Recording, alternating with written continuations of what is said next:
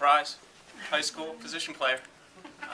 Kind of went against it. So with the 8th selection, the Cleveland Indians took Fransisco Lindor, shortstop from Montverde High School in Montverde, Florida. Francisco's a switch-hitting, stay-at shortstop. Switch hitter, very good from both sides of the plate.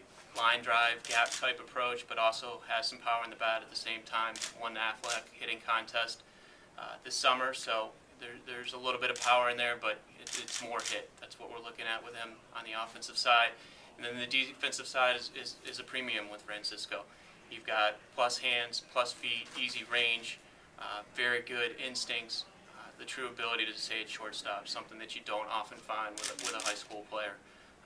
This guy, Francisco, has that ability to stay at short. Brad, how long have you been watching? A kid who's 17.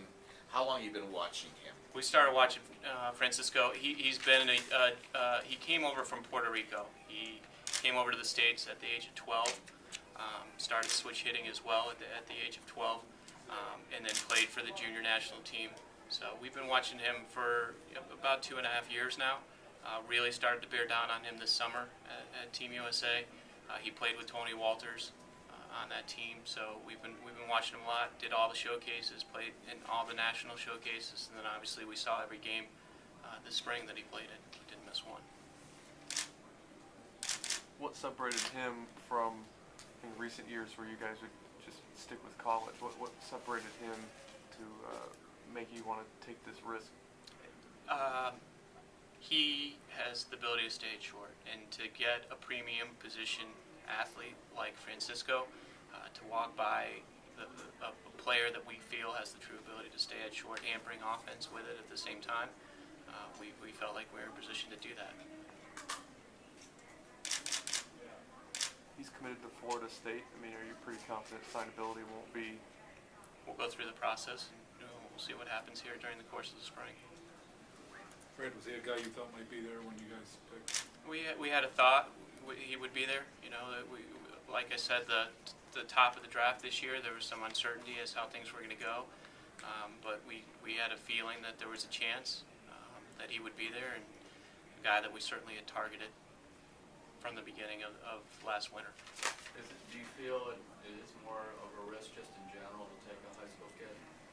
Yeah, there's certainly more of a risk. I mean, he's still 17 years old. I think when you look at that, the development path is going to be a little bit longer for a 17-year-old, but at the same time, you know, to enter a shortstop into our system is, you know, something that was too good to pass by at this point. Brad, does he look like a kid who could still grow more? He's grown a lot between his junior year and his senior year. He really did a lot strength and conditioning wise this past offseason, and actually improved his running as well this past offseason. So he's already started to hit that growth and add that strength, but obviously at 17 years old, he still has a chance to continue to get a little bit stronger and fill out a little bit more. Does his offensive defense stand out more at this point? They both stand out for us, but obviously his defense is what makes him special in our eyes. The ability to play shortstop, but this guy has offense, switch hitting shortstop. Does his arm stand out in the hole when he make the throw? He can make the throw in the hole. He's got, I mean, with no issues whatsoever. If you put it on our scale, he's got an above average arm. He can easily make the throws from the hole, no problem whatsoever. You know, playing shortstop with the arm. When you look at shortstops the last 2 years drafted, how does this kid compare defensively?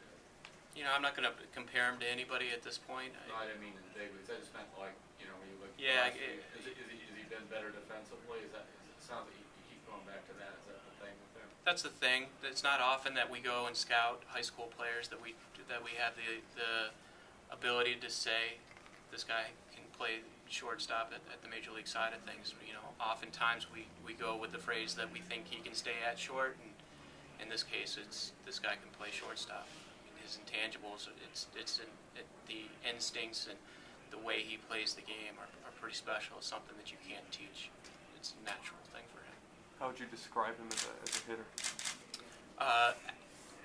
Offensively, gap type hitter, line drive approach when he's working the ball back up the middle. That's when he's at his best. But again, he's got the ability to drive the ball to the gaps. He's got the ability to drive the ball over the wall, pull side. So he brings some strength to the bat. Power's not going to be his game. It's going to be more hit ability. That's hit for average is going to be his side of the offense. Right, what do high school shortstops that can't stay there, what do they lack? Usually lack range. Usually you worry about the run backing up, or you worry about the throw not quite being enough, or those are usually the questions that we have where it may move over to second base. With Fransisco, just his range, his instincts, his hands, everything lines up for him to be able to stay at short. Was there a debate at 8, or was it pretty clear that when he There's was a still debate there? at 8. There's a lot of players we liked in this year's draft. Like I said, we're extremely excited about who we took, and at the same time, there's some good players too that we passed over. So, but we're excited with who we got.